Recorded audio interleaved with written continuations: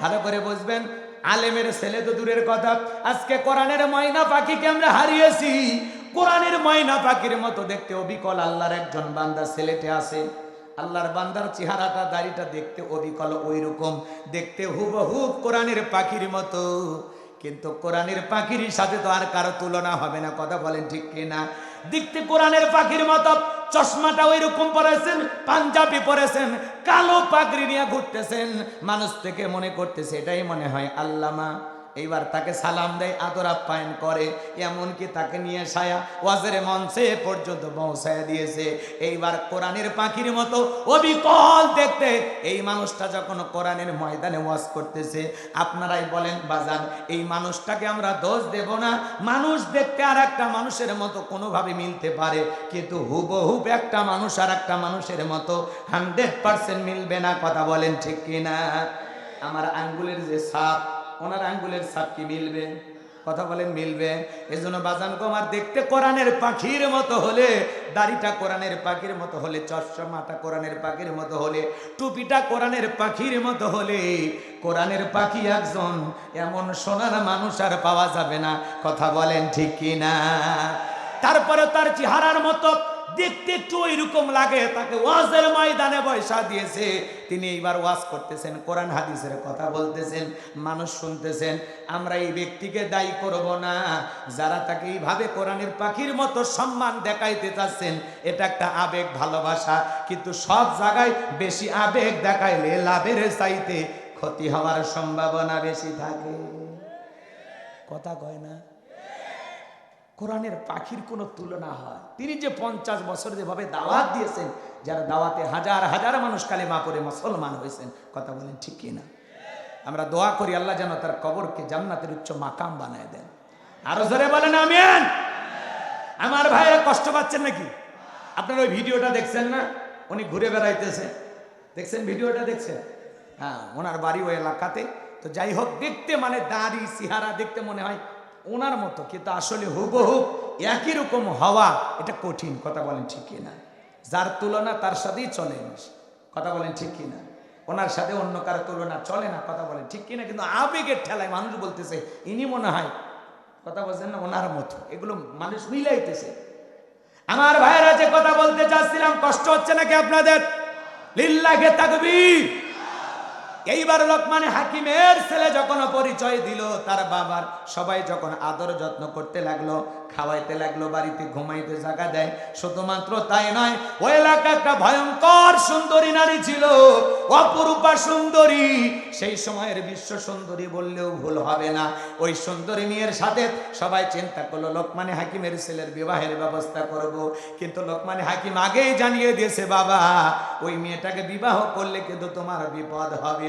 কিন্তু সবাই যখন বলতেছে বাবা বিয়ে করো আর না করে একবার পাত্রীটা দেখো, সকলের অনুরোধে লোকমান হাকিমের ছেলে যখন ওই মেয়েটাকে এক নজর দেখলেন, মেয়েটা সত্যি এত অপরূপা সুন্দরী, আরে গালগুলো কমলার মতো, ঠোঁট দুটো গোলাপের পাপড়ির মতো, চোখ দুটি হরিণীর মতো টানা টানা, দেখতে নাই মানা, এত সুন্দরী দেখে লোকমান হাকিমের ছেলে বলতেছে বিয়ে যেহেতু করাই লাগবে, বউ হলে এইরকম বউ আমার চাই। দেখে মনে মনে পছন্দ হয়ে গেল। এইবার সবাই দেখে বলে বাবা তুমি লোকমান হাকিমের ছেলে, আমাদের এলাকায় সফর করতে আসছো, তোমার কাছে কোনো কিছু গোপন রাখা যাবে না। এই মেয়েটার এর আগে 1 নয় 2 নয় 10টা ছেলের সাথে বিয়ে হয়েছিল, একটা ছেলেও বাসর ঘর থেকে জীবিত বের হয় নাই, প্রত্যেকটা স্বামী বাসর ঘরে মারা গেছে। এইবার তুমি হলে 11 নাম্বার, যদি রাজি থাকো বিবাহের আয়োজন করি। কথা কি বুঝতে পারছেন? এর আগে কয়বার বিয়ে হয়েছে? আরো জোরে বলেন।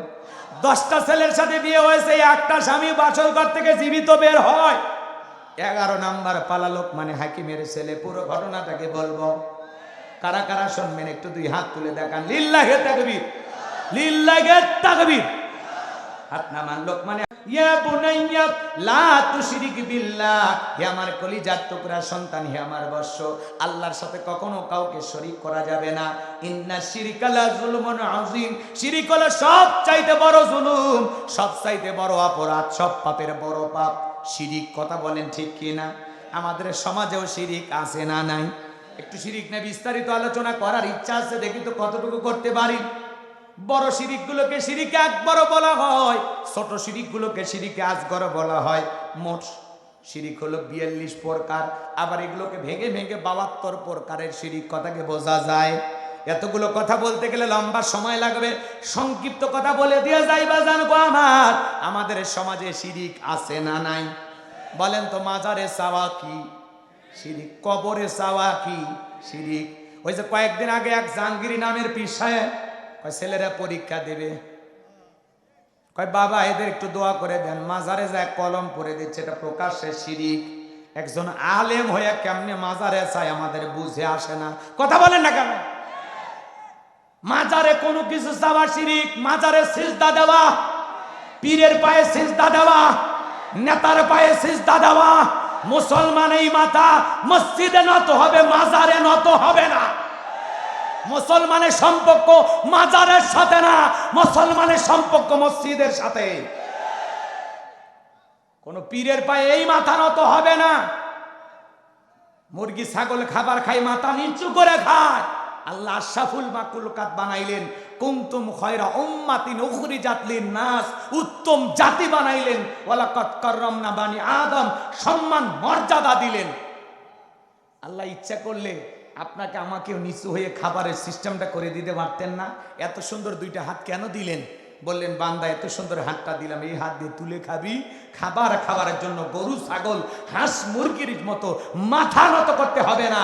খাবার খাবি আমার দেওয়া হাত দিয়া, আমার নিয়ামত খাবি। আর ওই কপালটা ওই মাথাটা নত করে আমি আল্লাহকে সিজদা দিবি। ইয়্যাকা না'বুদু ওয়া ইয়্যাকা নাস্তাইন, তোমার ইবাদত করি, তোমার গোলামি করি, সাহায্যও তোমার কাছে চাই।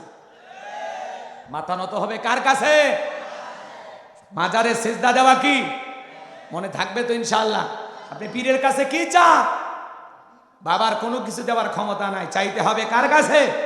আজকে আমরা তালা বাবা, সালা বাবা, ল্যাংটা বাবা, দড়ি বাবা এদের কাছে যাই, গরু ছাগল নিয়ে লাফায় আর গান গায়। পানির ভিতর জ্বললে বাতি ঝড় বাতাসেও নেবে না। ল্যাংটা বাবার মুরিদ হইলে নামাজ রোজা লাগে না। আছে না নাই? যে পীর সাহেব বলবে নামাজ রোজা লাগে না, ওটা পীর না টাটকা শয়তান। সিজদার মতো একটা সিজদা দিবি, জান্নাত পার হয়ে জাহান্নামে পড়বি। আছে না নাই? মহিলারা পর্যন্ত মাজারগুলোতে যায়। আপনাদের এলাকার মা বোনের অবশ্য মাজারে যায় না, এরা ভালো। এ মাজারে আপনার বউ কেন যায়? আপনি কি দুর্বল? আপনার বউকে বললেন রে আমি তোর পীর, পছন্দ হয় না, কথা কর না। বউকে কি বলবেন? আমি তোর বীর। আয়েশা, ফাতেমা, খাদিজা, হাজেরা, আসিয়া, মারিয়াম এদের জীবনী কিনে দেবেন। আসসালামু আলাইকা হাবিবি ইয়া নবী